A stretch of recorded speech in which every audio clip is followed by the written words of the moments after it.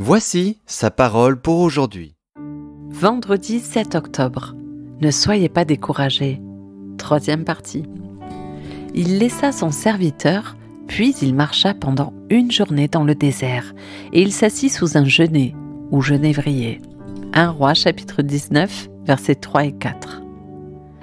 L'histoire d'Élie, assis à l'ombre d'un genévrier, loin du Dieu qui l'a servi fidèlement et qui lui a accordé une victoire impressionnante sur le mont Carmel, nous enseigne que le découragement peut conduire à nous éloigner de Dieu et de sa présence réconfortante. Jusqu'alors, Dieu avait conduit Élie, d'abord au torrent de Kérit, puis chez la veuve de Sarepta, afin de le protéger et de le nourrir pendant les 3 années de sécheresse et de famine. Mais Dieu ne l'a pas conduit dans le désert pour s'asseoir sous un genévrier. Élie y est allé tout seul. Ne blâmons jamais notre Maître lorsque nous cédons au découragement. Jésus n'a jamais promis à ses disciples qu'ils échapperaient à toutes les difficultés. Ce genévrier est le symbole de l'amertume, du rejet de soi-même, du découragement devant les obstacles, du manque d'assurance et de repères pour aller de l'avant, de la solitude, de la peur devant l'avenir, etc. Dieu ne vous enverra jamais vous asseoir sous un genévrier. Remarquez 2 détails dans cette histoire.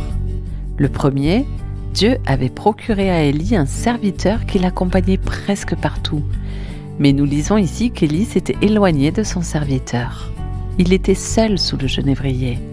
Quand le découragement vous gagne, le pire est de vous isoler, de rejeter l'aide de ceux qui peuvent vous encourager. Le deuxième, Dieu ne vint pas rencontrer Élie sous le genévrier. Il envoya son messager intimé au prophète de se lever, de partir et de parcourir une distance équivalente à 40 jours de marche, avant de pouvoir enfin rencontrer Dieu.